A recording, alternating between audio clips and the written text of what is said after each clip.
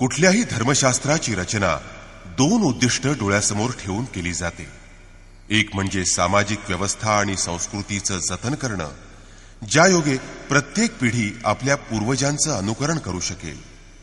आणि दुसरं उद्दिष्ट म्हणजे लोकांना शाश्वत सुख मिळवता येईल. रामचरितमानस, बायबल, कुराण इत्यादी धर्मग्रंथांमध्ये दोन्ही उद्दिष्टांचा समावेश आहे. परंतु भौतिकवादाचा पगडा मनुष्यावर असल्यामुळं समाजोपयोगी व्यवस्थेवर तो अधिक भर देतो. आध्यात्मिक सूक्तांना देखील तो सामाजिक व्यवस्थेनुरूप अर्थ देतो. तो म्हणतो की हे तर शास्त्रांमध्ये सांगितलंय. हे लक्षात घेऊन महर्षी वेदव्यासांनी महाभारत या ग्रंथरचनेत गीतेच्या रूपानं आध्यात्मिक घटनांचं वेगळं संकलन केलं, ज्या योगे मूलभूत शांती, सुख आणि कल्याण प्राप्तीच्या प्रयत्नात लोकांच्या मनात कुठल्याही प्रकारचे संभ्रम निर्माण होणार नाहीत.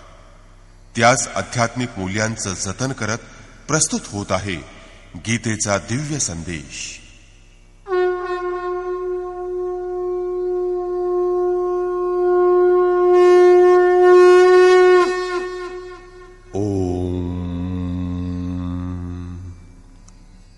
श्री परमात्मने नमः. यथार्थ गीता, श्रीमद् भगवद गीता, अथ तृतीयोऽध्यायः. अध्याय 3. दुसऱ्या अध्यायात भगवान श्रीकृष्णांनी अर्जुनाला सांगितलं की ही बुद्धी तुझ्यासाठी ज्ञानमार्गाच्या बाबतीत सांगितली गेली. कोणती बुद्धी? हीच की युद्ध कर. जिंकलास तर सर्वश्रेष्ठ परमात्म्याची स्थिती प्राप्त होईल आणि हरलास तरी देवत्व प्राप्त होईल. म्हणजे विजयात सर्वस्व आहे, विजय आहे, आणि हरण्यात पण देवत्व आहे. म्हणजे युद्ध करण्यानं काही ना काही प्राप्त तर होणारच आहे. या दृष्टीनं लाभ आणि हानी दोन्हीमध्ये काही ना काही मिळतंच. किंचितही नुकसान किंवा क्षती नाही. नंतर ते म्हणाले, आता तू निष्काम कर्मयोगाच्या संबंधात ऐक.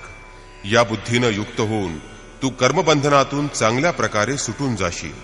त्यानंतर त्याच्या वैशिष्ट्यावर प्रकाश टाकला. कर्म करताना आवश्यक ती दक्षता घ्यायला हवी. यावर भर दिला की फळाची वासना ठेवणारं कर्म नको. कामनांपासून रहित होऊन कर्मामध्ये प्रवृत्त हो, पण अश्रद्ध होऊन कर्म करू नकोस. यामुळं तू कर्मबंधनातून मुक्त होशील. मुक्त तर होशील, परंतु मार्गात आत्मपरीक्षण होणार नाही. म्हणून अर्जुनाला निष्काम कर्मयोगापेक्षा ज्ञानमार्ग सरळ आणि प्राप्त होण्याजोगा वाटला. त्यानं प्रश्न केला, हे जनार्दना, निष्काम कर्मापेक्षा ज्ञानमार्ग आपल्या दृष्टीनं श्रेष्ठ आहे, तर मग मला भयंकर कर्मामध्ये रत होण्यास आग्रह का करता? प्रश्न तर स्वाभाविक होता. समजा एका विवक्षित ठिकाणी जाण्यासाठी 2 मार्ग आहेत. आपल्याला खरोखर जायचं असेल तर आपण अवश्य प्रश्न विचाराल की या दोनोंपैकी सोपा रस्ता कोणता? जर असा प्रश्न विचारला नाहीत तर आपण वाटसरूच नाही. नेमक्या याच प्रकारे अर्जुनानं प्रश्न विचारला. अर्जुन उवाच.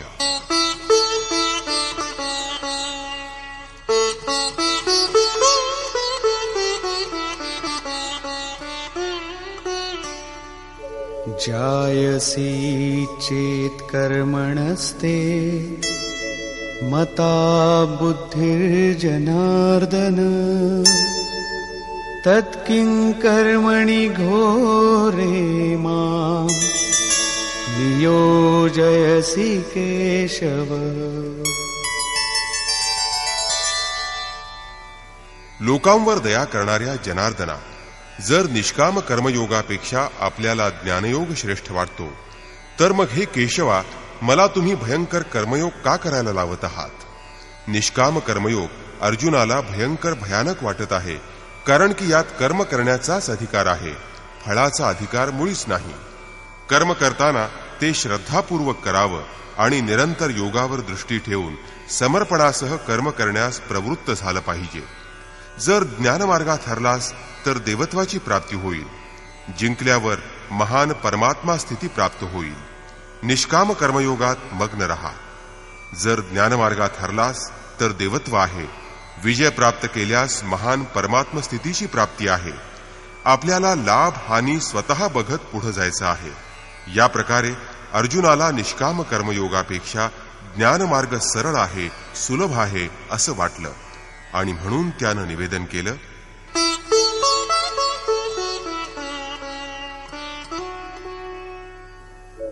व्यामिश्रेणेव वाक्येन बुद्धिं मोहयसीव मे तदेकं वद निश्चित्य येन श्रेयोऽहमाप्नुयाम्. आपण या संमिश्र वचनांनी माझ्या बुद्धीला मोह पाडित आहात. आपण तर माझ्या बुद्धीला मोह दूर करण्यास प्रवृत्त झालेले आहात. म्हणून यातील श्रेय आहे, परमकल्याणकारी मोक्ष प्राप्त करून देणारं आहे असं एक निश्चित करून सांगा. यावर श्रीकृष्ण म्हणाले, श्री भगवान वाच.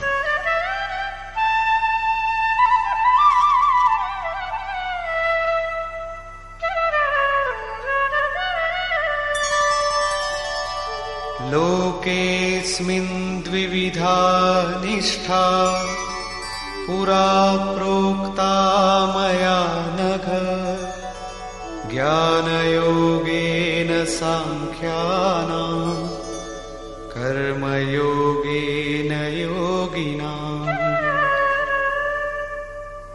हे निष्पाप अर्जुना, या संसारात सत्यशोधाचे दोन प्रवाह माझ्याकडून पूर्वीच सांगितले गेले आहेत. पहिल्याचं तात्पर्य कधी सत्ययुगात किंवा त्रेतायुगात नाही, परंतु ते दुसऱ्या अध्यायात सांगितलेलं आहे. ज्ञानी लोकांसाठी ज्ञानमार्ग आणि योग्यांसाठी कर्मयोग मी सांगितला आहे. दोन्ही मार्गांप्रमाणे कर्म तर करायलाच लागतं. कर्म अनिवार्य आहे.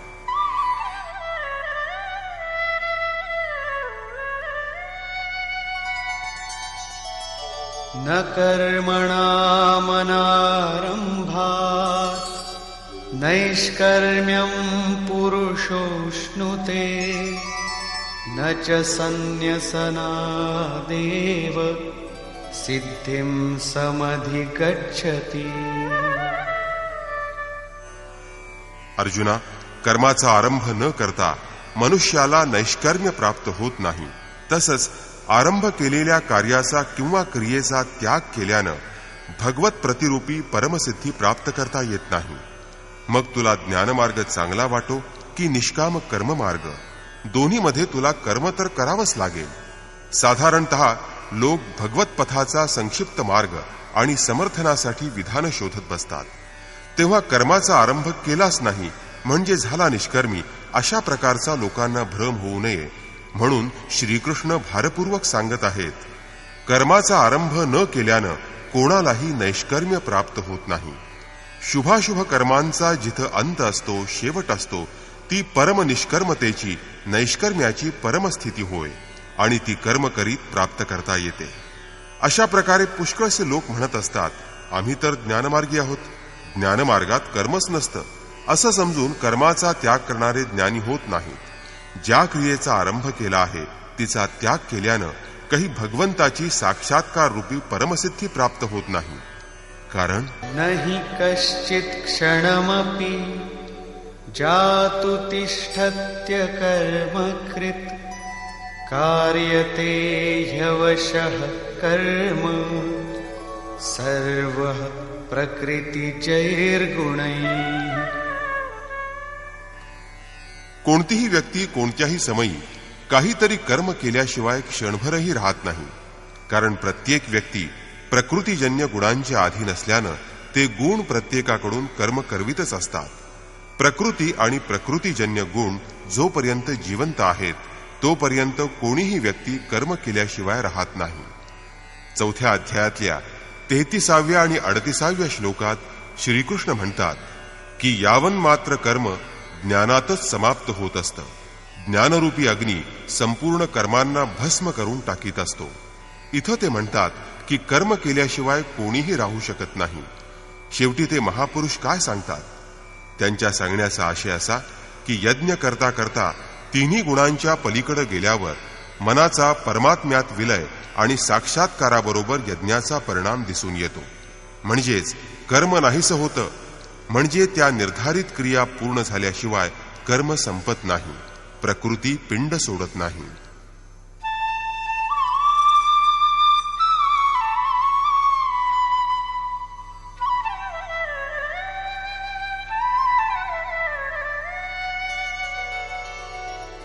कर्मेन्द्रियाणि संयम्य य आस्ते मनसा स्मरन् इन्द्रियार्थान् विमूढात्मा मिथ्याचार स उच्यते. असं असूनही काही मूर्ख लोक जे कर्मेंद्रियांचा निरोध करून मनात इंद्रिय भोगांचं विषयांचं चिंतन करीत राहतात, असे मूर्ख लोक ज्ञानी नसून ते ढोंगी आणि पाखंडी आहेत. याचा अर्थ असा की श्रीकृष्णाच्या काळात देखील अशा रूढी होत्या. ज्या क्रिया करण्यास योग्य असतात त्या करण्याचं सोडून इंद्रियांचा हट्टानं निग्रह करून स्वतःला मी ज्ञानी आहे, मी पूर्ण आहे असं समजत असत. परंतु श्रीकृष्ण म्हणतात की असे लोक धूर्त आहेत. तात्पर्य, ज्ञानमार्ग चांगला वाटो की निष्काम कर्मयोग, दोन्ही मार्गात कर्म तर करायलाच हवं.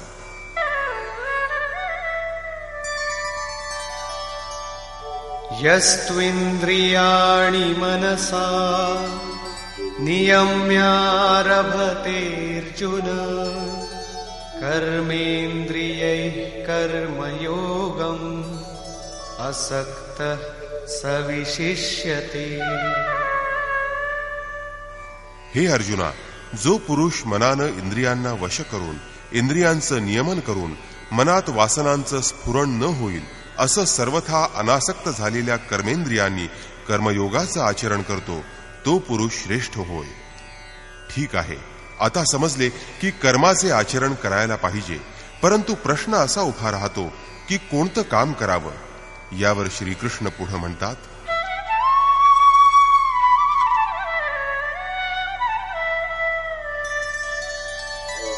नियतं कुरु कर्म त्वं कर्मजायो ह्यकर्मणः शरीरयात्रापि च ते न प्रसिद्धेद कर्मणः. अर्जुना, तू निर्धारित विहित कर्म कर. अर्थात कर्म तर अनेक प्रकारचे असतात, पण त्यातून एक निवडलं आहे ते नियत कर्म तू कर.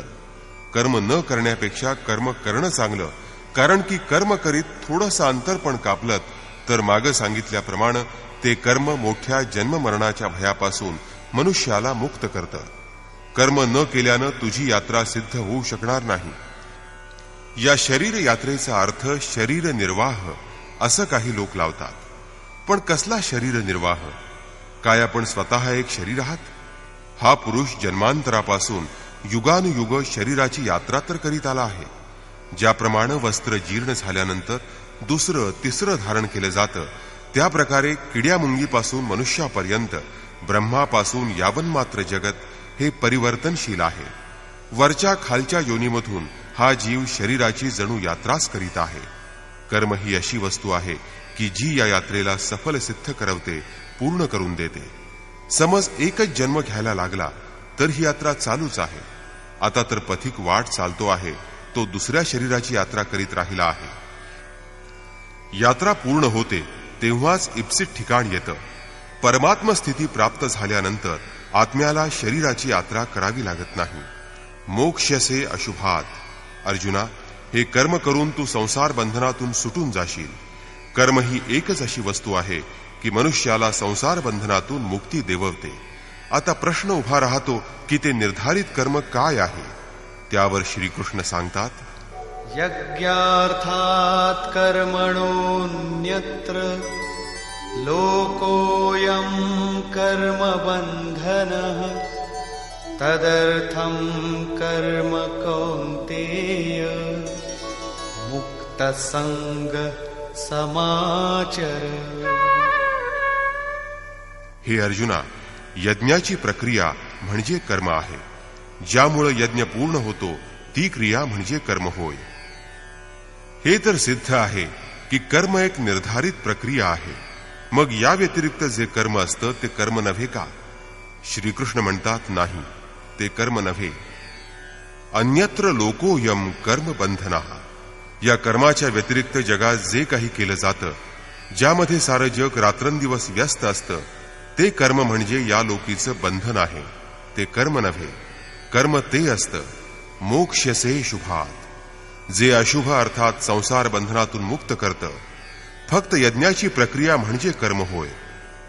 आणि म्हणून हे अर्जुना, त्या यज्ञाच्या पूर्तीसाठी संग दोषापासून अलग अर्थात दूर राहून चांगल्या प्रकारे कर्माचं आचरण कर. संग दोषापासून दूर राहिल्याशिवाय म्हणजेच अनासक्त झाल्याशिवाय हे कर्म होतच नाही. आता यज्ञाची प्रक्रिया म्हणजे कर्म होय हे समजलं, परंतु इथं पुन्हा एक नवीन प्रश्न निर्माण झाला की हा यज्ञ म्हणजे काय. तेव्हा श्रीकृष्णांनी प्रथम यज्ञ म्हणजे काय हे न सांगता हा यज्ञ येतो कुठून, तो देतो काय, त्याची विशेषता काय आहे यावर प्रकाश टाकला आहे. आणि 4थ्या अध्यायात ज्या यज्ञाला आम्ही कार्यरूप देऊ आणि आमच्याकडून कर्म होऊ लागेल तो यज्ञ म्हणजे काय ते सांगितलं आहे. योगेश्वर श्रीकृष्णांच्या शैलीवरून हे स्पष्ट होतं की त्यांना ज्याचं चित्रण करावयाचं असतं त्याची ते प्रथम विशेषता किंवा वैशिष्ट्य सांगतात, ज्यामुळे त्या वस्तूविषयी मनात श्रद्धा निर्माण होईल. त्यानंतर त्याच्या बाबतीत घ्याव्या लागणाऱ्या दक्षतेबद्दल सांगतात आणि शेवटी मुख्य सिद्धांत प्रतिपादन करतात. इथं लक्षात ठेवावं की या ठिकाणी श्रीकृष्णानं कर्माच्या दुसऱ्या अंगावर प्रकाश टाकून सांगितलं आहे की कर्म एक निर्धारित क्रिया आहे. जे काही केलं जातं ते सर्व कर्म नसतं. दुसऱ्या अध्यायात प्रथमच कर्माचा उच्चार केला, कर्माच्या वैशिष्ट्यावर भर दिला, त्याच्या बाबतीत घ्यावयाच्या दक्षतेवर प्रकाश टाकला, परंतु त्यांनी तिथं कर्म म्हणजे काय ते मात्र सांगितलं नाही. इथं तिसऱ्या अध्यायात त्यांनी सांगितलं की कोणीही काम केल्याशिवाय राहत नाही. प्रकृतीच्या गुणांनी विवश होऊन मनुष्य कर्म करीत असतो. तथापि जे लोक इंद्रियांचा हट्टानं निग्रह करून मनामध्ये मात्र विषयांचं चिंतन करतात ते लोक दांभिक आहेत, ढोंगी आहेत. यासाठी हे अर्जुना, मनानं तू इंद्रियांना आवर घालून मग तू कर्म कर. परंतु मूळ प्रश्न जसाच्या तसाच राहिला की कर्म खरं, पण कोणतं कर्म करावं. यावर योगेश्वर श्रीकृष्णांनी सांगितलं की निर्धारित केलेलं कर्म कर. आता पुन्हा प्रश्न उपस्थित होतो की निर्धारित कर्म म्हणजे काय. तेव्हा त्यांनी स्पष्ट केलं की यज्ञाला कार्यरूप देणं म्हणजे कर्म होय. आता प्रश्न निर्माण होतो की तो यज्ञ म्हणजे तरी काय आहे. या अध्यायात यज्ञाची उत्पत्ती वैशिष्ट्य सांगून गप्प राहतील आणि पुढं 4थ्या अध्यायात यज्ञाचं स्पष्ट झालेलं निखळ स्वरूप प्राप्त होईल की जे करणं म्हणजे कर्म होय. कर्माची ही परिभाषा म्हणजे गीतेला समजून घेण्याची चावी आहे, मेख आहे. यज्ञाच्या व्यतिरिक्त जगात लोक काही ना काही करीत असतात. कोणी शेती करत असतात तर कोणी व्यापार, कोणी अधिकारी आहेत तर कोणी सेवक, कोणी स्वतःला बुद्धिजीवी समजतात तर कोणी श्रमजीवी, कोणी समाजसेवेला कर्म समजतात तर कोणी देशसेवेला कर्म समजतात. आणि याच कर्मामध्ये लोक सकाम आणि निष्काम कर्माची भूमिका पण बजावतात. परंतु श्रीकृष्ण म्हणतात की हे कर्म नाही. अन्यत्र लोकोयम कर्मबंधनः. यज्ञाच्या प्रक्रियेशिवाय दुसरं कोणतंही केलं गेलेलं कर्म हे या लोकांचं बंधनकारक कर्म आहे, मोक्ष देणारं कर्म नव्हे. वास्तविक यज्ञाची प्रक्रिया हेच कर्म होय. आता यज्ञ म्हणजे काय ते सांगताना यज्ञ कोठून आला ते सांगत आहेत.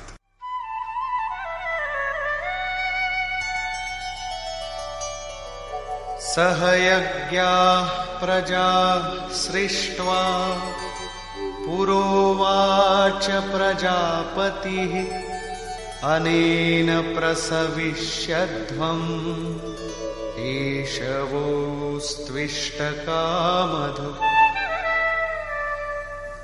प्रजापती ब्रह्मदेवानं कल्पाच्या पूर्वी यज्ञासहित प्रजा निर्माण करून सांगितलं की या यज्ञाद्वारा बुद्धी प्राप्त होवो.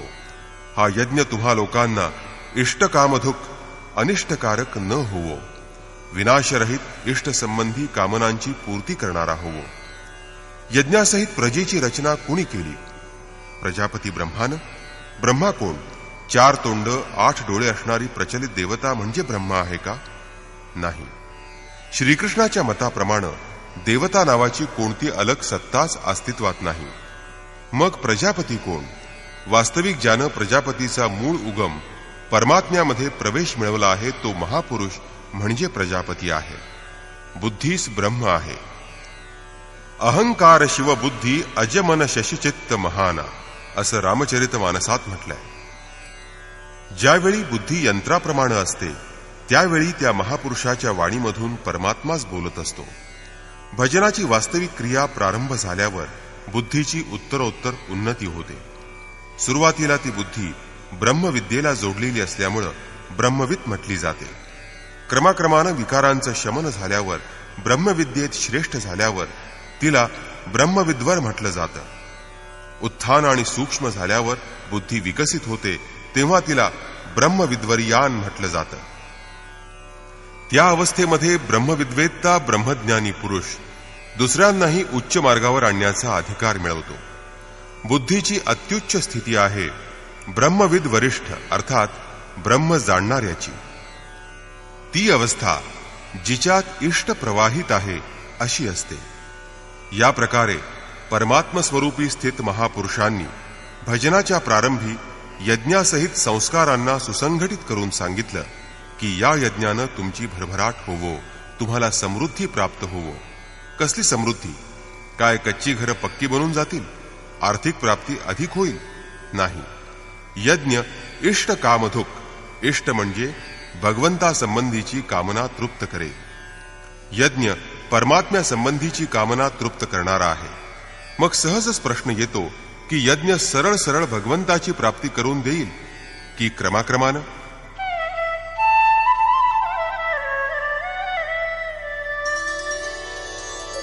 देवान् भावयतानेन ते देवा भावयन्तु वः परस्परं भावयन्तः श्रेयः परमवाप्स्यथ. या यज्ञाच्या द्वारे देवतांची उन्नती करा, अर्थात दैवी संपत्तीची उन्नती करा. त्या देवता तुमची उन्नती करतील. या प्रकारे परस्परांची वृद्धी करीत करीत परमश्रेय, की ज्यानंतर काहीच मिळवायचे शिल्लक राहत नाही, अशा परमकल्याणाची प्राप्ती तुम्हाला होईल. जसजसे तुम्ही यज्ञात प्रवेश कराल पुढे यज्ञाचा अर्थ होईल आराधनेचा विधी, तसतसे हृदय प्रदेशात दैवी संपत्ती वाढत राहील. परमदेव म्हणजे एकमात्र परमात्मा आहे. त्या परमदेवात प्रवेश देणारी जी संपदा आहे, अंतःकरणाची जी सजातीय प्रवृत्ती आहे, तिलाच दैवी संपदा असं म्हणतात. ती परमदेवाची प्राप्ती करून देणारी असल्यानंच तिला दैवी संपदा म्हटलं जातं. लोक कल्पना करतात तशा बाहेरील देवता म्हणजे पत्थर पाणी नव्हे. श्रीकृष्णांच्या मते अशा वस्तूंचं अस्तित्वच नाही.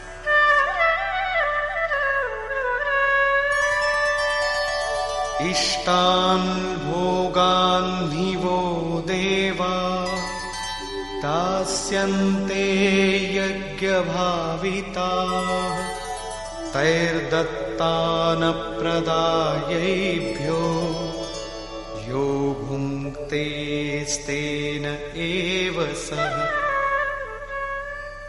यज्ञाद्वारे संवर्धित झालेली देवता अर्थात दैवी संपदा आपल्याला इष्टान भोगान ही दास्यन्ते, इष्ट अर्थात आराध्यासंबंधी भोग देते, दुसरं काही नाही. तैहि दत्तान, ते एकमात्र देणारे आहेत. परमात्मा प्राप्तीसाठी दुसरा कोणताही पर्याय नाही. या दैवी गुणांची वृद्धी न करता जो या स्थितीचा भोग घेतो तो निश्चितच चोर आहे. जे त्यांच्याकडून प्राप्त केलेलं नाही ते भोगणार कसं? परंतु हे दांभिक लोक स्वतःला पूर्ण समजतात, तत्वदर्शी समजतात. खरोखर असा बढाया मारणारा या मार्गाला जाण्यास मुळीच योग्य नाही. तो निश्चितपणे चोरच आहे. भगवत प्राप्ती करून घेणारा तो उत्तम साधक नव्हे, परंतु मिळवणारे काय मिळवतात?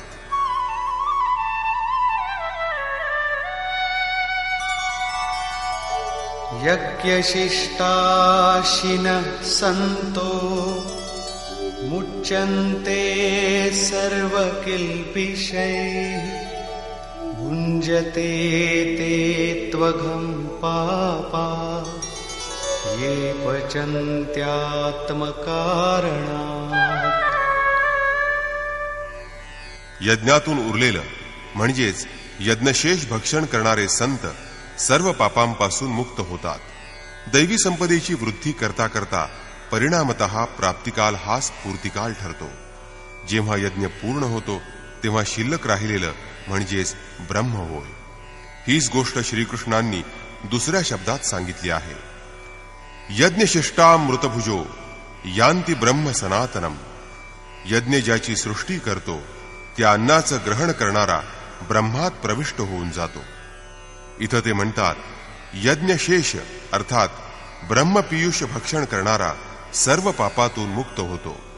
परंतु पापी लोक पापच खातात.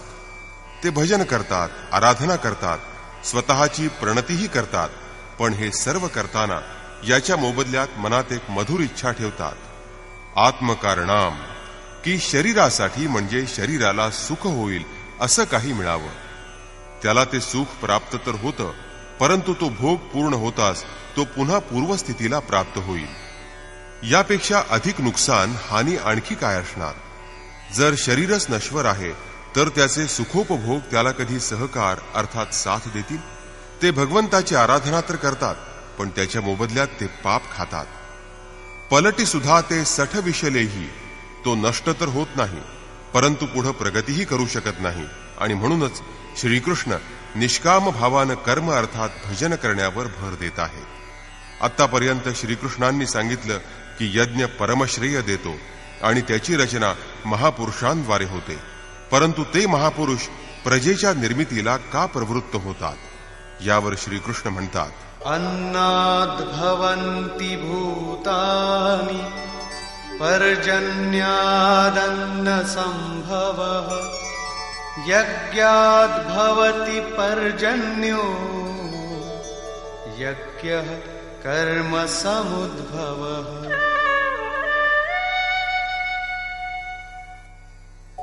कर्म ब्रह्मोद्भवं विद्धि ब्रह्माक्षरसमुद्भवम् तस्मात् सर्वगतं ब्रह्म नित्यं यज्ञे प्रतिष्ठितम्.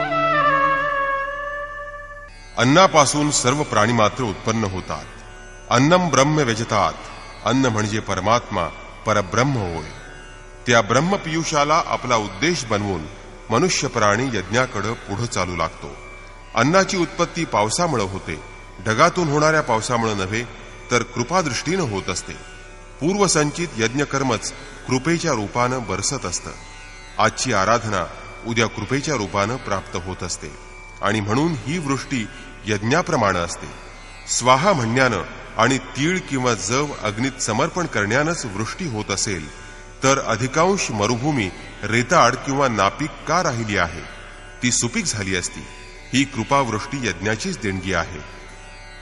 हा यज्ञ कर्मापासूनच उत्पन्न होणारा आहे. कर्मानच यज्ञ पूर्ण होत असतो. ते कर्म वेदापासून निर्माण झालं आहे असं तू जाण. वेद म्हणजे ब्रह्मस्थित महापुरुषाची वाणी आहे. जे तत्व विदित नसतं, माहीत नसतं, पण त्याची प्रत्यक्ष अनुभूती म्हणजे वेद होय. वेद म्हणजे श्लोकांचा संग्रह नव्हे. हे वेद अविनाशी परमात्म्यापासून उत्पन्न झालेले आहेत असं तू जाण. वेद सांगितले होते महापुरुषांनी, पण ते महापुरुष परमात्म्यात तद्रूप झाले आहेत. त्यांच्या माध्यमातून परमात्माच बोलतो आहे. म्हणून वेदांना अपौरुषेय असं म्हटलं जातं. पण महापुरुषांना वेद कसे प्राप्त झाले?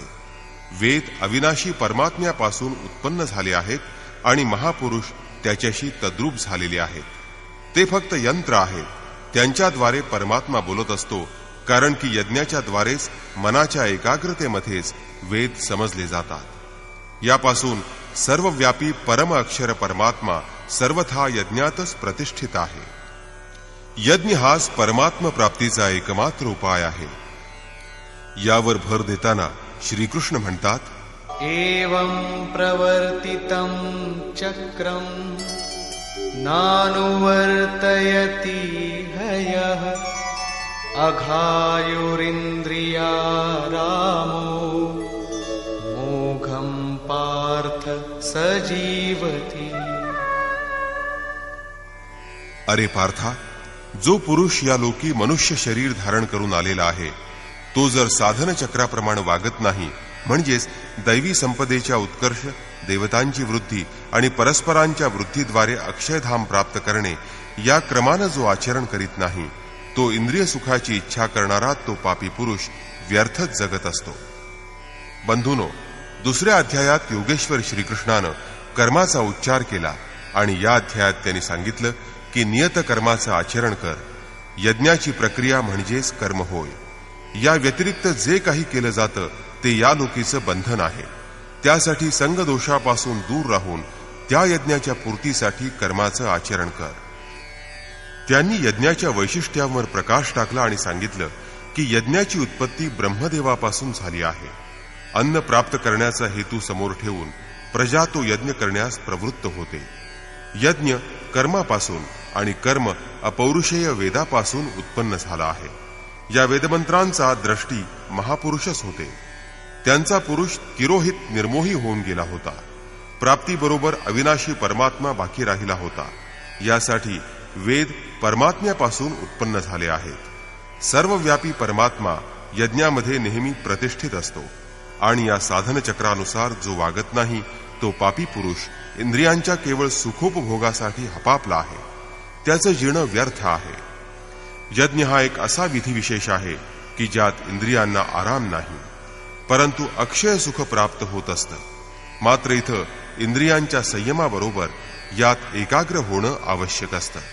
इंद्रियांचा आराम ज्यांना हवासा वाटतो ते पापी होत. अजूनपर्यंत श्रीकृष्णानं यज्ञ म्हणजे काय ते सांगितलेलं नाही. परंतु सतत यज्ञ करीतच राहायचा की याचा कधी शेवटही किंवा अंतही आहे यावर योगेश्वर म्हणतात,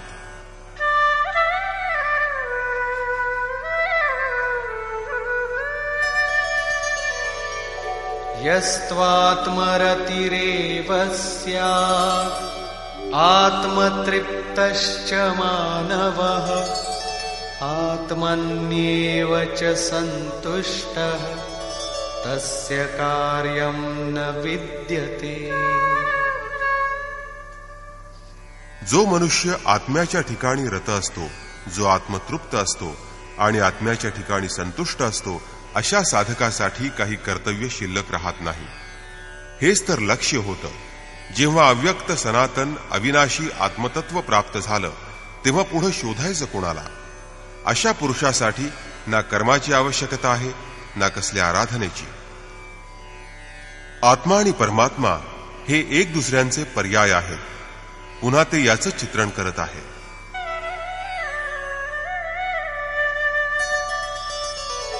नैव तस्य कृतेनार्थो नाकृतेनेह कश्चन न चास्य सर्वभूतेषु कश्चिदर्थव्यपाश्रयः. या संसारात त्या पुरुषानं काही केल्यानं त्याला काही लाभ होत नाही आणि करायचं सोडून दिल्यानं त्याचं काही नुकसान होत नाही. त्याचा सर्व प्राण्यांमध्ये स्वार्थ संबंध असत नाही. आत्माच तर शाश्वत, सनातन, अव्यक्त, अपरिवर्तनशील आणि अक्षय आहे. जेव्हा त्यालाच प्राप्त केलं, त्याच्यापासून संतुष्ट, त्याच्यात तृप्त, तसंच त्याच्यात उतप्रोत आणि स्थित झाल्यानंतर पुढं कोणतीही सत्ता नाही. मग शोधायचं कोणाला आणि त्यामुळे मिळणार तरी काय? त्या पुरुषानं कर्म करण्याचं सोडून दिल्यानं त्याचं काहीही नुकसान होत नाही, कारण विकार ज्याच्या अंकित असतात ते चित्तच राहत नाही. त्याला संपूर्ण भूतमात्रात बाह्य जगत आणि आंतरिक संकल्पांच्या पूर्तीमध्ये लेशमात्र अर्थ राहत नाही. त्याचा सर्वात मोठा अर्थ होता परमात्मा. जेव्हा तोच त्याला उपलब्ध किंवा प्राप्त झाला आहे तर दुसऱ्यांसाठी त्याचं काय प्रयोजन असणार?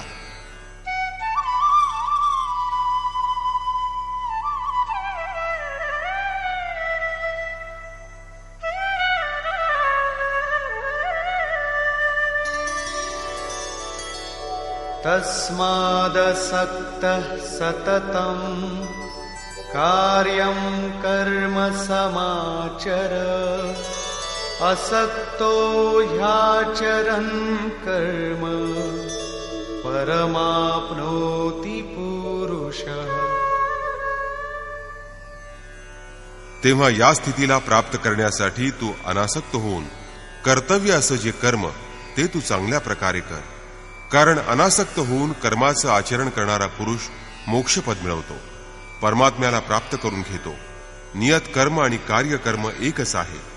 कर्माची प्रेरणा देताना ते म्हणतात, कर्मणैव हि संसिद्धिम् आस्थिता जनकादयः लोकसंग्रहमेवापि संपश्यन् कर्तुमर्हसि. जनक म्हणजे राजा जनक नव्हे, जन्मदात्याला जनक म्हणतात. योग म्हणजे जनक होय. तो आपल्या स्वरूपाला जन्म देतो, प्रकटही करत असतो. योगानं युक्त असणारा प्रत्येक महापुरुष जनक असतो. असे योगयुक्त अनेक ऋषी जनकादयः जनक इत्यादी ज्ञानीजन महापुरुषांनी पण कर्मणा एव संसिद्धिम कर्माच्या योगानंच परमसिद्धी प्राप्त केली आहे. परमसिद्धी म्हणजे परमतत्व, परमात्म्याची प्राप्ती. जनक इत्यादी पूर्वी जेवढे महर्षी झाले आहेत ते सर्व कार्यम कर्ममच्या योगानंच, जे कर्म म्हणजे यज्ञाची प्रक्रिया आहे, ते कर्म करीत समसिद्धीम परमसिद्धी प्राप्त करीत असतात. परंतु प्राप्तीनंतर लोकांसाठी, समाजासाठी कर्म करीत राहतात. लोकहितासाठी ते कर्म करतात. तेव्हा तू देखील परमात्म्याच्या प्राप्तीनंतर लोकनायक होण्यासाठी कार्य करण्याला योग्य आहेस का? आत्ता श्रीकृष्णांनी सांगितलं होतं की प्राप्तीनंतर महापुरुषानं कर्म करण्यानं ना काही लाभ किंवा न केल्यानं ना काही नुकसान होत असतं. परंतु लोकसंग्रहासाठी, लोकहिताच्या व्यवस्थेसाठी ते चांगल्या प्रकारे नियतकर्माचं आचरण करीत असतात.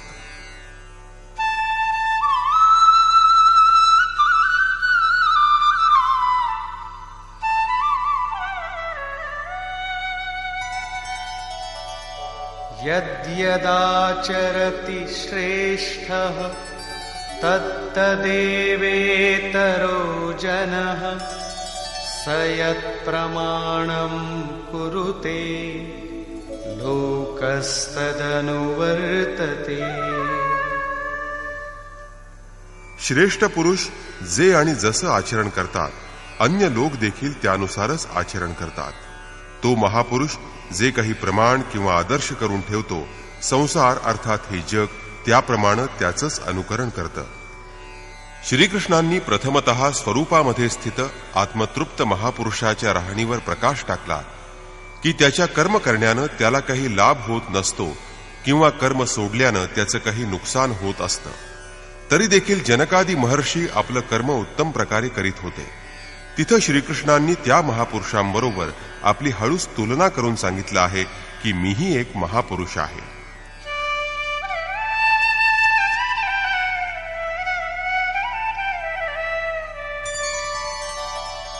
न मे पार्थास्ति कर्तव्यम् त्रिषु लोकेषु किंचन नानवाप्तमवाप्तव्यम् वर्त एव च कर्मणि. हे पार्था, या तिन्ही लोकात मला कर्तव्य असं काहीही नाही. मागं त्यांनी सांगितलं आहे की त्या महापुरुषाला समस्त प्राणीमात्रांशी कोणतंच कर्तव्य शेष राहिलेलं नाही. इथं सांगतात की त्रैलोक्यात मला कर्तव्य असं काही नाही, तसंच मला प्राप्त झाली नाही अशी किंचित देखील वस्तू शेष राहिलेली नाही. म्हणजे प्राप्त होण्यासारखी कोणतीही गोष्ट मला अप्राप्य राहिलेली नाही. तरी देखील मी कर्माचं उत्तम प्रकारे आचरण करीत असतो. असं का बरं?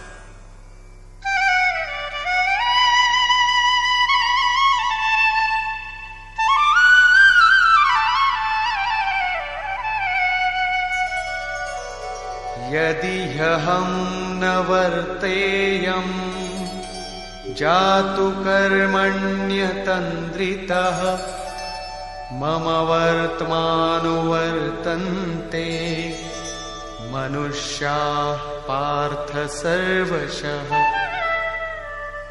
कारण जर मी सावध राहून कर्म केलं नाही तर अन्य लोक देखील माझ्या आचरणाप्रमाणे त्यानुसार वागू लागतील. तर मग आपलं अनुकरण करणं वाईट आहे का? श्रीकृष्ण म्हणतात, हो. उत्सीदेयुरिमे लोका न कुर्यां कर्म चेदहम् संकरस्य च कर्ता स्याम् उपहन्यामिमाः प्रजा।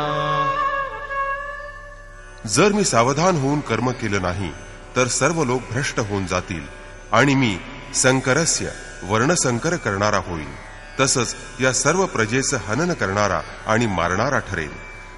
स्वस्वरूपाच्या ठिकाणी स्थित असणारा महापुरुष सावध किंवा जागृत राहून जर आपल्या आराधनेमध्ये साधनक्रमात व्यस्त राहिला नाही तर समाज त्याचं अनुकरण करीत, त्याची नक्कल करीत भ्रष्ट होऊन जाईल. महापुरुषानं तर आराधना पूर्ण करून नैष्कर्म्य स्थिती प्राप्त केलेली आहे, त्यामुळे त्यानं कर्म केलं नाही तर त्याचं नुकसान होणार नाही, परंतु समाजानं अद्याप आराधनेला प्रारंभच केला नाही. तेव्हा अशा या मागाहून येणाऱ्या लोकांच्या मार्गदर्शनासाठी महापुरुष कर्म करीत असतो. मी सुद्धा म्हणूनच कर्म करीत असतो. अर्थात श्रीकृष्ण एक महापुरुष होते, वैकुंठातून आलेले कोणी विशेष ईश्वर नव्हे. त्यांनी सांगितलं की महापुरुष लोकसंग्रहासाठी कर्माचरण करीत असतात. मी देखील लोकसंग्रहासाठीच कर्म करीत असतो. जर कर्माचरण केलं नाही तर लोकांचं पतन होईल, सर्वजण कर्म करण्याचं सोडून देतील. मनुष्याचं मन मोठं चंचल असतं, त्याला सर्व काही हवं असतं, फक्त त्याला भजन नको असतं. जर स्वरूपस्थित महापुरुषानं कर्म केलं नाही तर साहजिकच मागून येणारे लोक देखील लगेच कर्म करण्याचं सोडून देतील. त्यांना एक सबब मिळेल की हे महापुरुष असून सुद्धा भजन करीत नाहीत, उलट पान खातात, अत्तर लावतात, सामान्य गोष्टींवर बोलतात, तरी देखील त्यांना महापुरुष म्हटलं जातं. असा विचार करून ते सुद्धा आराधनेपासून दूर होतात आणि मग त्यामुळं त्यांचं अधःपतन होतं. श्रीकृष्ण म्हणतात, जर मी कर्म केलं नाही तर सर्व लोक किंवा समाज भ्रष्ट होईल आणि मी वर्णसंकरांचा कर्ता किंवा निमित्त बनेन.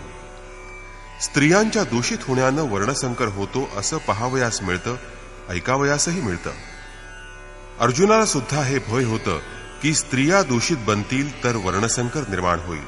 परंतु श्रीकृष्ण म्हणतात, जर मी सावधान राहून आराधना केली नाही तर मी वर्णसंकराचा कर्ता ठरेन. वास्तविक आत्म्याचा शुद्ध वर्ण आहे परमात्मा. आपल्या शाश्वत स्वरूपाच्या मार्गावरून घसरणं म्हणजेच वर्णसंकरता होय. जर स्वरूपस्थित महापुरुष नियतकर्मांचं योग्य प्रकारे आचरण न करेल तर लोक त्याचं अनुकरण करून निष्क्रिय बनतील, आत्मपथावरून घसरतील, भरकटत जातील आणि त्यामुळं वर्णसंकर होईल, ती प्रकृतीमध्ये मिसळून जातील. स्त्रियांचं स्त्रीत्व आणि शरीराची शुद्धी ही एक सामाजिक व्यवस्था आहे. समाजासाठी ते उपयुक्त पण आहे, परंतु मातापित्यांच्या चुकांचा मुलांच्या साधनेवर काही प्रभाव पडत नाही. आपण करणी पार उतरणी. हनुमान, व्यास, वसिष्ठ, नारद, शुकदेव, कबीर, येशू ख्रिस्त इत्यादी उत्तम प्रकारचे महापुरुष जगात होऊन गेले, परंतु सामाजिक कुलीनतेशी त्यांचा काही एक संबंध नाही. आत्मा आपल्या पूर्वजन्मातील गुणधर्म घेऊन येत असतो. श्रीकृष्ण म्हणतात, मनःषष्ठानींद्रियाणी प्रकृतीस्थानी कर्षती.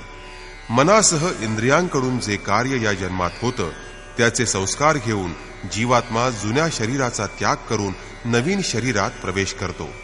यात जन्मदात्याचा काय वाटा, काय भाग? त्यांच्या विकासात काही अंतर राहिलं नाही. तेव्हा स्त्रिया दूषित किंवा भ्रष्ट होण्यानं वर्णसंकर होत नाही. स्त्रियांचं भ्रष्ट होणं आणि वर्णसंकर यांचा काही एक संबंध नाही. शुद्ध स्वरूपाकडे न जाता प्रकृतीमध्येच मिसळलं जाणं, विखुरलं जाणं म्हणजेच वर्णसंकर होय. जर महापुरुष सावधान होऊन नियतकर्माचं आचरण करीत लोकांकडून तसं कर्म करून न घेतील तर तो प्रजेचं हनन करणारा आणि मारणारा ठरेल. साधनाक्रमानुसार चालून मूळ अविनाशी तत्वाची प्राप्ती हेच जीवन आहे आणि प्रकृतीमध्ये विखुरलं जाणं, हरवून बसणं हा मृत्यू आहे. परंतु त्या महापुरुषानं जर या सर्व प्रजेला मार्गभ्रष्ट होण्यापासून रोखून सत्पथावर त्याला आणलं नाही तर त्या सर्व प्रजेचं हनन करणारा, हत्या करणारा आणि हिंसक ठरेल.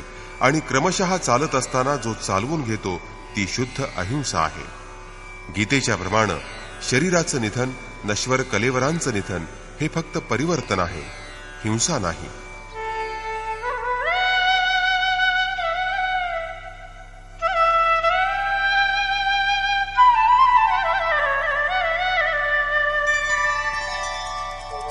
सक्ताः कर्मण्य विद्वांसो यथा कुर्वन्ति भारत कुर्याद् विद्वांस्तथा सक्तः चिकीर्षुर्लोकसंग्रहम्।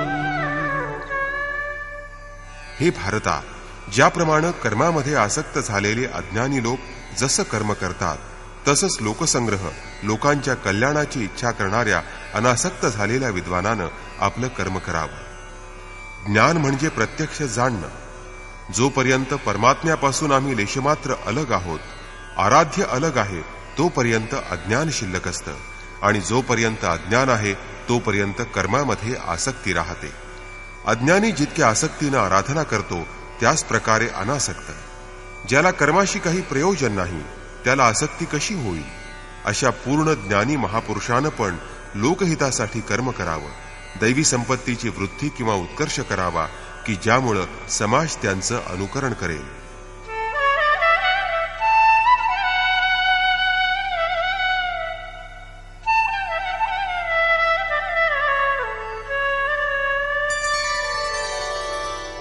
न बुद्धिभेदं जनयेद् अज्ञानां कर्मसंगिनां, जोषयेत् सर्वकर्माणि विद्वान् युक्तः समाचरन्.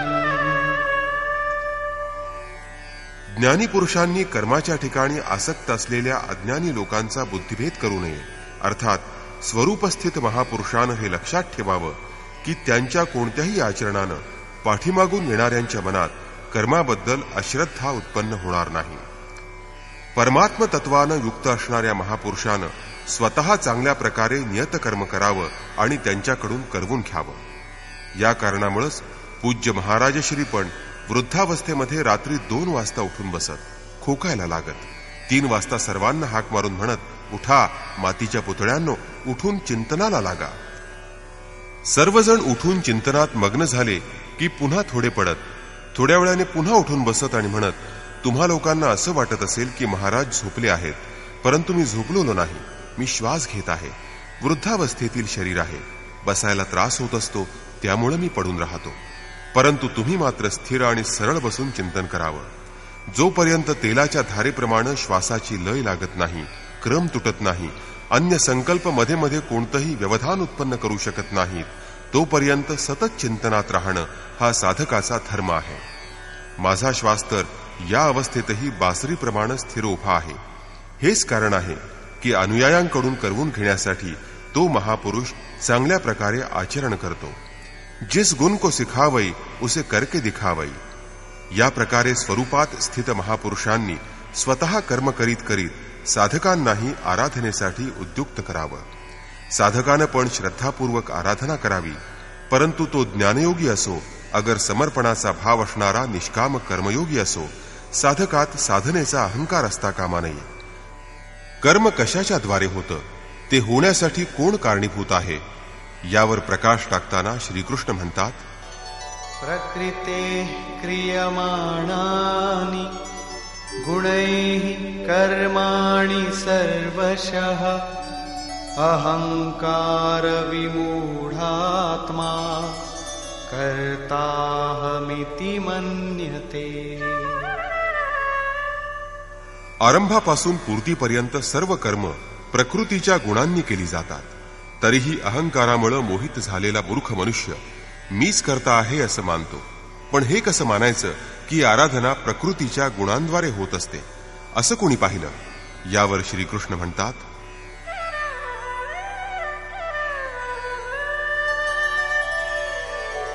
तत्त्ववित्तु महाबाहो गुणकर्म विभागयोः गुणागुणेषु वर्तन्ते इति मत्वा न सज्जते. हे महाबाहो, गुण आणि कर्म यांच्या विभागाचं तत्व, तत्ववित परमतत्व परमात्म्याला जाणणाऱ्या महापुरुषांनी पाहिलं. सर्व गुण म्हणजेच इंद्रिय गुणांच्या अर्थात विषयांच्या ठिकाणी प्रवृत्त होतात असं मानून ते गुण आणि कर्म यांच्या कर्तेपणात ते आसक्त होत नाहीत. इथं तत्व म्हणजे परमतत्व परमात्मा असा अर्थ आहे. 5 किंवा 25 तत्वे असे अनेक लोक समजतात. तसं नाही. योगेश्वर श्रीकृष्णांच्या शब्दात तत्व म्हणजे एकमात्र परमतत्व परमात्मा आहे. अन्य कोणतं तत्व अस्तित्वात नाही. गुणांच्या पलीकडे गेलेलं परमतत्व, परमात्म्यात स्थित असणारे महापुरुष गुणांनुसार कर्माचं विभाजन, कर्माची विभागणी पाहू शकतात. समजा तामसी गुण असेल तर त्याचं कार्य असतं आळस, निद्रा, प्रमाद कर्मामध्ये प्रवृत्त न होण्याचा स्वभाव. जर राजस गुणांचं प्राबल्य असेल तर आराधनेपासून मागं न हटण्याचा स्वभाव, शौर्य, स्वामीनिष्ठेनं कर्म करणं. आणि सात्विक गुण कार्यरत असताना ध्यान, समाधी, अनुभव प्राप्त होणं, सातत्यानं चिंतन करणं, स्वभावानं सरलता हे गुण असतात. गुण परिवर्तनशील असतात.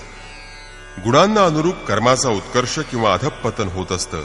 ही गोष्ट फक्त प्रत्यक्ष साक्षात्कारी ज्ञानीच पाहू शकतो. गुण आपलं कार्य करून घेत असतात. अर्थात गुण गुणांच्या ठिकाणीच प्रवृत्त होत असतात. असं समजून तो प्रत्यक्ष द्रष्टा कर्मामध्ये आसक्त होत नाही. परंतु जो गुणांच्या पलीकडे गेला नाही, जो अजून रस्त्यावरच आहे, त्यानं तर कर्मात आसक्त राहायलाच हवं.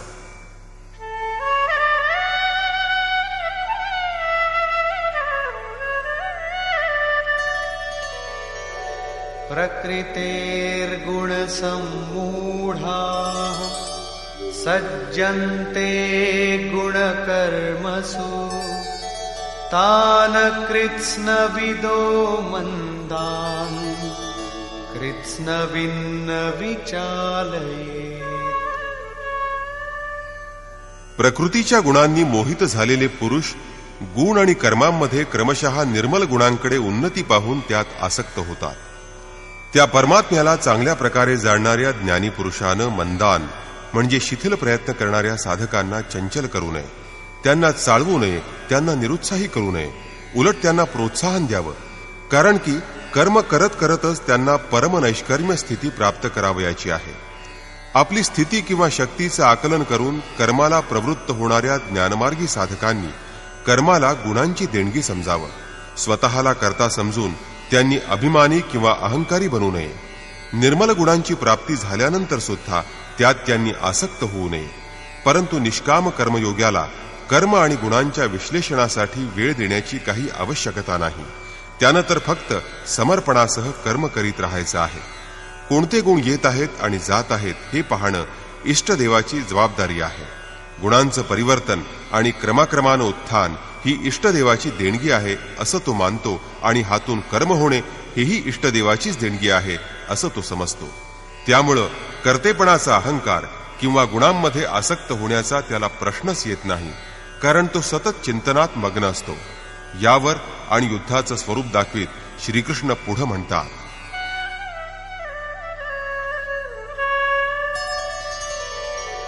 मयि सर्वाणि कर्माणि सन्न्यस्याध्यात्मचेतसा निराशीर्निर्ममो भूत्वा युध्यस्व विगतज्वरः. यासाठी हे अर्जुना, तू अध्यात्म चेतसा अंतरात्म्यात चित्ताचा निरोध निग्रह करून ध्यानस्थ होऊन सर्व कर्म मला अर्पण करून निरीच्छ, ममतारहित आणि संतापरहित होऊन तू युद्ध कर. जेव्हा चित्त ध्यानामध्ये मग्न आहे, स्थित आहे, यत्किंचितही कसली अपेक्षा नाही, कर्मामध्ये ममत्व नाही, अपयशाबद्दल संतापकर दुःख नाही, असा पुरुष कोणतं युद्ध करेल? जेव्हा सर्व बाजूंनी चित्ताला आवरून त्याला हृदयरूपी देशात स्थित केलं जातं, तेव्हा असा पुरुष कशासाठी आणि कोणाबरोबर लढेल? कोण लढेल? प्रत्यक्षात जेव्हा आपण ध्यानात प्रवेश कराल तेव्हाच युद्धाचं खरं स्वरूप पुढे उभं राहतं. तेव्हा काम, क्रोध, राग, द्वेष, आशा, तृष्णा इत्यादी विकारांचा समूह, विजातीय प्रवृत्ती ज्यांना कुरु म्हटलं जातं, त्या संसारात प्रवृत्तीमध्ये उद्युक्त करतात. विघ्नरूप बनून साधकावर भयंकर आक्रमण करतात. बस त्यांच्या पलीकडे जाणं म्हणजेच युद्ध होय. या सर्व विकारांच्या पलीकडे जाणं म्हणजेच युद्ध होय. त्यांना वश करीत अंतरात्म्याच्या ठिकाणी रोखून धरणं, संकुचित करणं आणि ध्यानस्थ होत जाणं म्हणजेच युद्ध होय.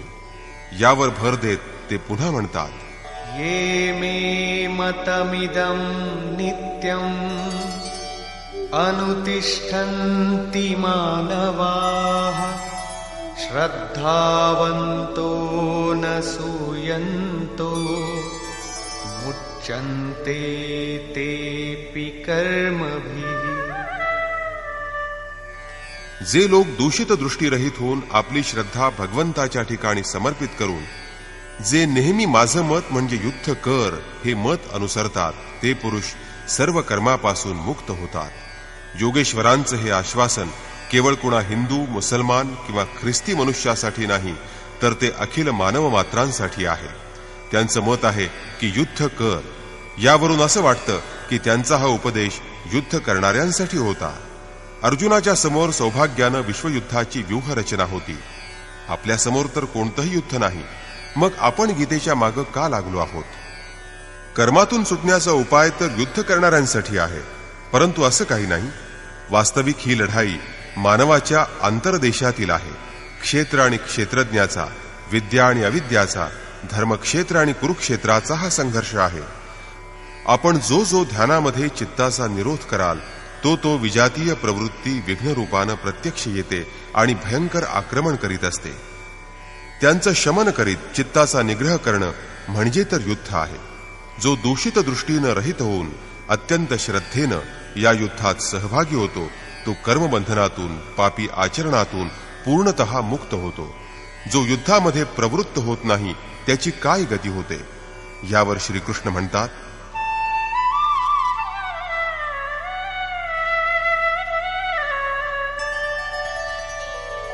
ये त्वेतदभ्यसूयन्तो नानुतिष्ठन्ति मे मतम् सर्वज्ञानविमूढांस्तान् विद्धि नष्टान चेतसः।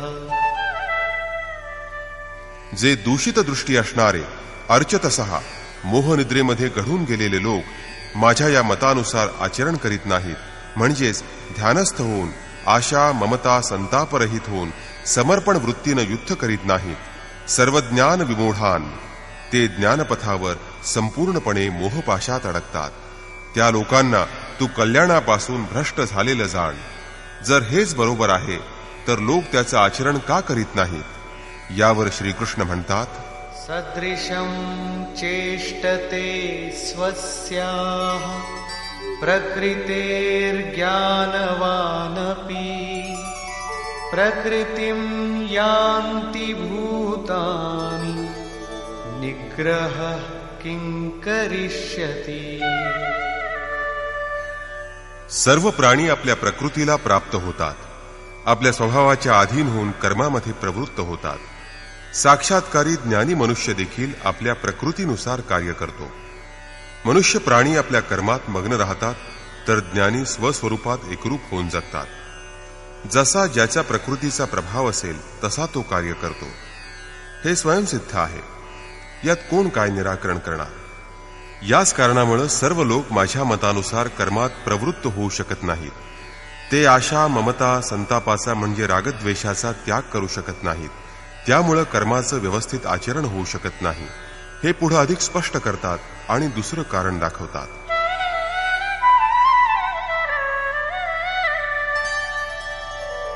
इंद्रियस्येन्द्रियस्यार्थे रागद्वेषौ व्यवस्थितौ तयोर्न वशमागच्छेत्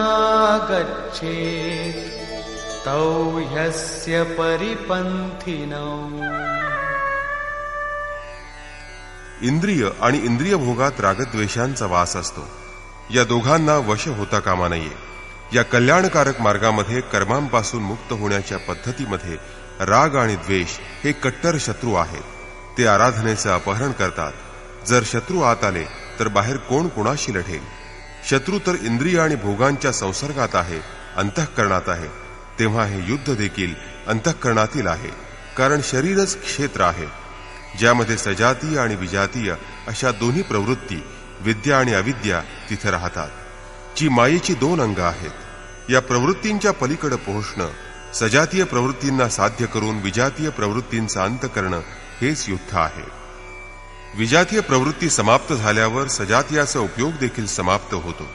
स्वरूपाचा स्पर्श करून सजातीयाचा पण त्यांच्या अंतरंगात विलय होणे, या प्रकारे प्रकृतीच्या पलीकडे पोहोचणे हेच युद्ध आहे. रागद्वेषांचं शमन होण्यास वेळ लागतो, म्हणून बरेचसे साधक क्रिया सोडून साधारणतः महापुरुषांची नक्कल करायला लागतात. श्रीकृष्ण यापासून सावध करीत आहेत.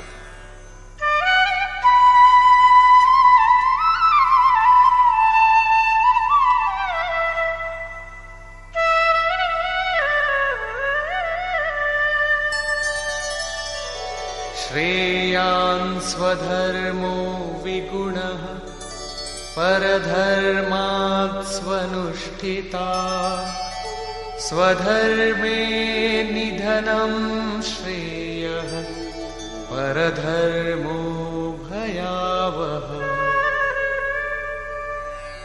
एक साधक 10 वर्षांपासून साधनेत मग्न आहे आणि दुसरा साधक साधनेत प्रवेश करीत असेल तर दोघांचीही क्षमता एकसारखी असत नाही.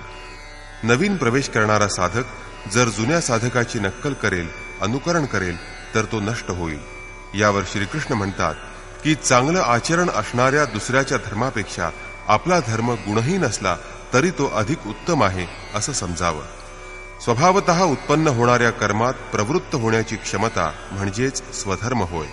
आपल्या क्षमतेप्रमाणे कर्म करण्यास उद्युक्त होण्यानं साधक एक ना एक दिवस पार पोहोचू शकतो. म्हणून स्वधर्माचं आचरण करीत मरणं हे परमकल्याणकारी आहे. जिथून साधना तुटेल, नवीन शरीर प्राप्त होताच तिथूनच पुन्हा आरंभ होईल. आत्मा तर मरत नाही. शरीररूपी वस्त्र बदलण्यानं आपली बुद्धी, विचार बदलत तर नाहीत. पुढे असणाऱ्या चालणाऱ्याप्रमाणे सोंग घेतल्यास साधक भयभीत होईल. भय प्रकृतीमध्ये असतं, परमात्म्यात नसतं. प्रकृतीचं आवरण अधिक घट्ट आणि जाड होईल. या भगवत पथामध्ये नकलेचं, अनुकरणाचं प्राबल्य आहे. पूज्य महाराज श्रींना एक दिवस आकाशवाणी झाली की अनुसूया जंगलात जाऊन राहा. तेव्हा ते जम्मूहून चित्रकूटला आले आणि अनुसूयाच्या घोर जंगलात राहायला लागले. बरेचसे महात्मा तिथून येत जात होते. एकानं पाहिलं की परमहंसजी दिगंबर बनून राहत आहेत आणि त्यांचा सर्वांकडून सन्मान होत आहे. तेव्हा त्यानं आपलं कौपिन फेकून दिलं, दंड कमंडलू एका दुसऱ्या महात्म्याला देऊन टाकले आणि तो दिगंबर बनला. काही दिवसांनी तो पुन्हा परमहंसजींच्या दर्शनाला आला. तेव्हा त्याला दिसलं की परमहंसजी लोकांशी गप्पा मारित आहेत, त्यांना शिव्याही देत आहेत. महाराज श्रींना आदेश झाला होता की भक्तांच्या कल्याणासाठी त्यांना थोडा दम देत जावा, त्यांना ताडणही करावं, पण या मार्गावरील पथिकांवर लक्ष ठेवावं. त्यामुळे महाराज श्री लोकांना शिव्या देत होते. त्या महात्म्यानं ते पाहिलं आणि तोही शिव्या देऊ लागला. परंतु त्याच्या शिव्या ऐकून लोकही त्याला अद्वा तद्वा बोलू लागले. महात्मा मनात म्हणाला, तिथं महाराजांच्या शिव्या खातात, त्यांना कोणी बोलत नाही, आणि इथं मला उलटून उत्तरं देतात. 2 वर्षानंतर तो महात्मा पुन्हा तिथं परतला. तेव्हा त्यानं पाहिलं की परमहंसजी गादीवर बसले आहेत आणि लोक पंख्यानं त्यांना वारा घालीत आहेत, चवऱ्या ढाळीत आहेत. तेव्हा त्या महात्म्यानं लगेच जंगलातल्या एका पडक्या वास्तूत तख्त मागवलं, गादी बिछवली, 2 माणसांना चवऱ्या ढाळण्यासाठी नियुक्त केलं. दर सोमवारी गर्दीही जमवायला लागले. मुलगा पाहिजे असेल तर 50 रुपये, मुलगी पाहिजे असेल तर 25 रुपये. परंतु उधरे अंत न होई निबाहू, 1 महिन्यातच कवडी किमतीचं बनून तिथून निघून जावं लागलं. तात्पर्य, या भगवत पथावर अनुकरण साथ देत नाही. त्याला स्वधर्माचंच आचरण करायला हवं. पण स्वधर्म काय आहे? दुसऱ्या अध्यायात श्रीकृष्णानं स्वधर्माचं नाव घेतलं होतं की तुझा स्वधर्म पाहताही तू युद्ध करणंच योग्य आहे. क्षत्रियासाठी यापेक्षा अधिक कल्याणकारक मार्ग दुसरा कोणताही नाही. स्वधर्मामध्ये अर्जुन क्षत्रिय मानला जातो. पुढे ते अर्जुनाला म्हणाले, ब्राह्मणाला वेदांचा उपदेश क्षुल्लक जलाशयाप्रमाणे वाटतो. तू वेदांपेक्षा श्रेष्ठ हो आणि ब्राह्मण बन. म्हणजेच स्वधर्मामध्ये परिवर्तन शक्य आहे. इथं पुन्हा सांगितलं की रागद्वेषाच्या काबूत जाऊ नकोस, त्यांना कापून टाक. स्वधर्म श्रेयस्कर आहे. अर्थात इथं त्यांचा असा आशय नाही की अर्जुनानं कोण्या ब्राह्मणाची नक्कल करून त्याच्यासारखी वेशभूषा करावी. एकाच कर्मपथाला महापुरुषानं 4 भागात वाटून टाकलं. निकृष्ट, मध्यम, उत्तम आणि अतिउत्तम या श्रेणीच्या साधकांना क्रमशः शूद्र, वैश्य, क्षत्रिय आणि ब्राह्मण ही संज्ञा दिली. शूद्र म्हणजे कमी क्षमतेच्या कर्मापासून आरंभ होतो आणि क्रमशः उन्नत होतो तोच साधक ब्राह्मण बनू शकतो. याच्याही पुढे जेव्हा तो परमात्म्यामध्ये प्रवेश मिळवतो तेव्हा तो न ब्राह्म न क्षत्रिय न वैश्यो न शूद्र चिदानंद रूप शिवः केवलोहम. तो वर्णांच्या वर जावो हेच श्रीकृष्ण देखील सांगतात की चातुर्वर्ण्यम मया सृष्टम. 4 वर्णांची रचना मी केली आहे. तर मग जन्माच्या आधारानं मनुष्यांची विभागणी केली काय? नाही. गुणकर्म विभागशः गुणांच्या आधारे कर्माची वाटणी केली. कोणतं कर्म? सांसारिक कर्म? श्रीकृष्ण म्हणतात नाही. नियत कर्म. नियत कर्म म्हणजे काय? नियत कर्म म्हणजे यज्ञाची प्रक्रिया ज्यात होते. श्वासाचं उच्छ्वासात हवन आणि उच्छ्वासानं श्वासात हवन, इंद्रिय संयम इत्यादी, ज्याचा शुद्ध अर्थ आहे योग साधना, आराधना. आराध्य देवापर्यंत पोहोचवणारा विधिविशेष म्हणजेच आराधना होय. या आराधना कर्माचीच 4 श्रेणीत विभागणी केली आहे. ज्याच्यामध्ये ज्या प्रकारची क्षमता असेल त्यानं त्याच क्षमतेपासून आरंभ केला पाहिजे. हाच सर्वांचा आपला आपला स्वधर्म आहे. जर तो पुढच्यांचीच नक्कल किंवा अनुकरण करेल तर त्याला ते भयावह होईल. अर्थात तो सर्वथा नष्ट तर होणार नाही, कारण यात बीजाचा नाश कधीच होत नाही. हो, तो प्रकृतीच्या दबावामुळे हीनदीन भयभीत अवश्य होईल. बालवर्गातील विद्यार्थी स्नातक कक्षेत बसू लागला तर तो काय स्नातक होईल? नाही. तो तर आरंभीच्या मुळाक्षरांनाही वंचित होऊन जाईल. पुढे अर्जुन प्रश्न ठेवतो की मनुष्य स्वधर्मांचं आचरण का करीत नाही? अर्जुन उवाच.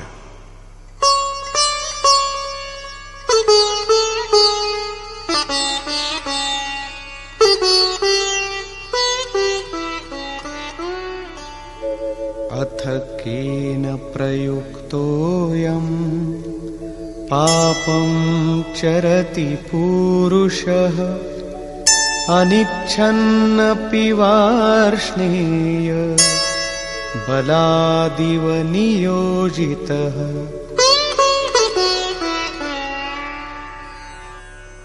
हे श्रीकृष्णा, मग स्वतःची इच्छा नसतानाही बळजबरीनं करावयास लावल्याप्रमाणे हा पुरुष कुणाच्या प्रेरणेनं पापाचं आचरण करतो? आपल्या मतानुसार तो का वागत नाही? यावर योगेश्वर श्रीकृष्ण म्हणतात. श्री भगवान वाच.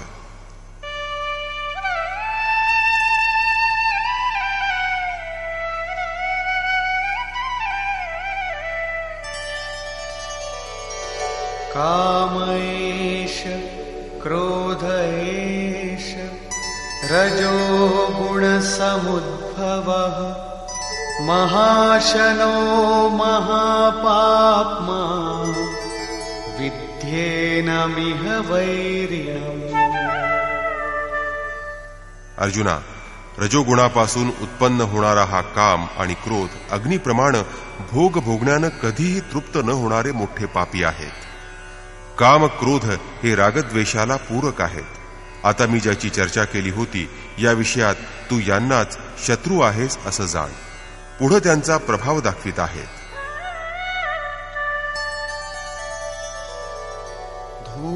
धूमेनाव्रियते वह्निः यथादर्शो मलेन च यथोल्बेनावृतो गर्भः तथा तेनेदमावृतम्.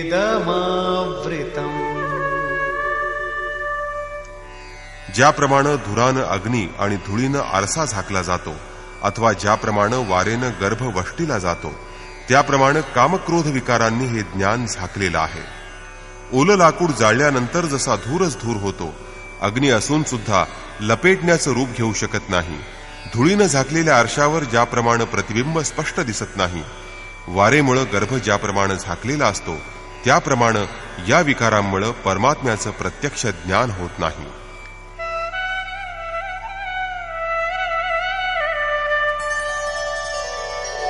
आवृतं ज्ञानमेतेन ज्ञानिनो नित्यवैरिणा कामरूपेण कौन्तेय दुष्पूरेणानलेन च. हे कौंतेया, अग्निप्रमाणे भोगांनी तृप्त न होणारं ज्ञानी लोकांना कायमचा शत्रू अशा या कामानं ज्ञान झाकलेलं आहे. आत्ताच श्रीकृष्णांनी काम आणि क्रोध हे 2 शत्रू सांगितले. प्रस्तुत श्लोकात केवळ एकाच शत्रूचं म्हणजे कामाचं नाव इथं घेतलं आहे. वास्तविक कामामध्ये क्रोधाचा अंतर्भाव आहेच. कार्य पूर्ण झाल्यावर क्रोध समाप्त होऊन जातो, परंतु कामना संपत नाही. कामनापूर्तीमध्ये व्यत्यय येताच क्रोध पुन्हा जागा होतो. म्हणजेच कामाच्या अंतरंगात क्रोध पण समाविष्ट आहे. या शत्रूचं घर कुठं आहे, याला शोधायचं कुठं, त्याचा वास कुठं असतो, हे समजल्यावर त्याला समूळ नष्ट करण्याची सोय होईल. यावर श्रीकृष्ण म्हणतात, इंद्रियाणि मनो बुद्धि अस्याधिष्ठानमुच्यते एतैर्विमोहयत्येष ज्ञानमावृत्य देहिनम्. इंद्रिय, मन आणि बुद्धी ही कामाची निवासस्थानं म्हटली जातात. हा काम या मन, बुद्धी आणि इंद्रियांच्या द्वारेच ज्ञानाला झाकून जीवात्म्याला मोहात पाडतो. तस्मात् त्वमिन्द्रियाण्यादौ नियम्य भरतर्षभ पाप्मानं प्रजहियेनम् ज्ञानविज्ञाननाशनम्. यासाठी हे अर्जुना, तू प्रथम इंद्रियांचं नियमन करून संयम कर, कारण की शत्रू तर यांच्या अंतरंगात लपलेला आहे. तो तुमच्या शरीराच्या आत आहे. बाहेर शोधून तो कुठेही मिळणार नाही. ही हृदयरूपी देशातील अंतर्विश्वाची लढाई आहे. इंद्रियांना ताब्यात ठेवून ज्ञान आणि विज्ञानाचा नाश करणाऱ्या या पापी कामालाच तू मारून टाक. काम सरळ पकडता येत नाही, म्हणून विकारांच्या निवासस्थानाला घेराव घाल. इंद्रियांनाच संयत कर. परंतु इंद्रियांना आणि मनाला आवरणं खूप कठीण आहे. काय हे काम आम्ही करू शकू? यावर श्रीकृष्ण आपलं सामर्थ्य दाखवीत प्रोत्साहन देत आहेत.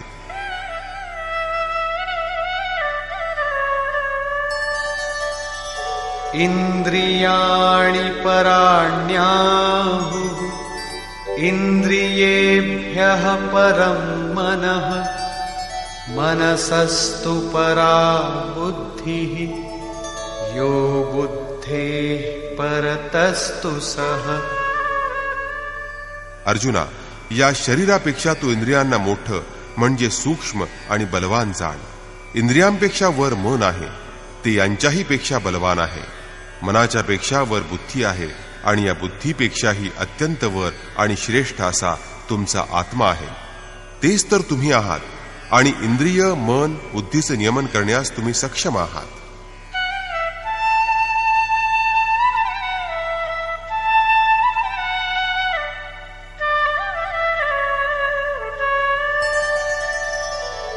एवं बुद्धेः परं बुद्ध्वा संस्तभ्यात्मानमात्मना जहि शत्रुं महाबाहो कामरूपं दुरासदम्. या प्रकारे बुद्धीच्या वर अर्थात सूक्ष्म आणि बलवान अशा आपल्या आत्म्याला जाणून, आपल्या आत्मबलाला समजून, बुद्धीच्या द्वारे आपल्या मनाला वश करून या कामरूपी जिंकण्यास कठीण अशा शत्रूला मार. काम एक दुर्जय शत्रू आहे.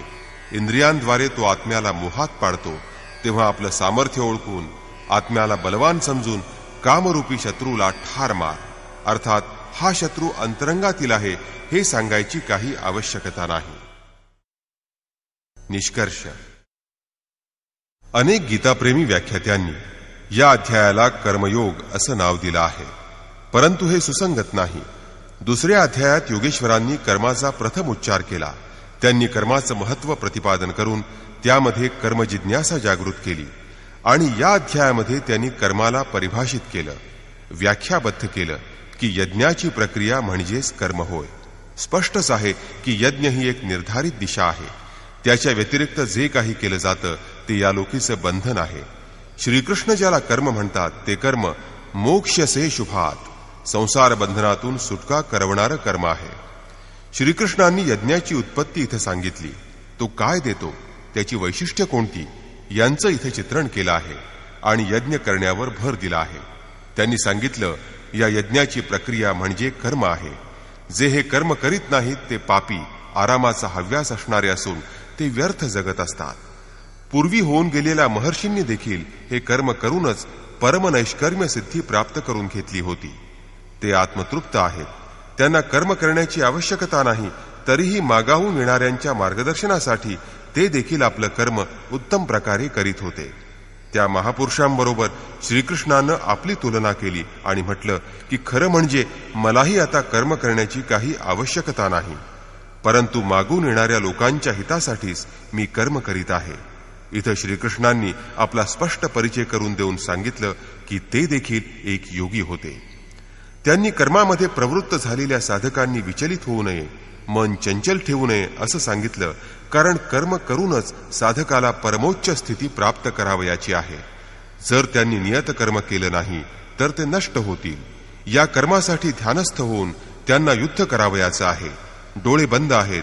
इंद्रियांना काबूत ठेवून चित्ताचा निरोध होत असेल तर युद्ध कसलं? त्यावेळी कामक्रोध रागद्वेष हे बाधा आणतात. या विजातीय प्रवृत्तीच्या पलीकडे पोहोचणं हेच युद्ध होय. आसुरी संपत्तीला कुरुक्षेत्र, विजातीय प्रवृत्तींना हळूहळू छाटून टाकत ध्यानस्थ होत जाणं हे युद्ध आहे. खरं पाहता ध्यानातच युद्ध आहे. हाच या अध्यायाचा सारांश आहे. या अध्यायात ना कर्माविषयी सांगितलं ना यज्ञाविषयी.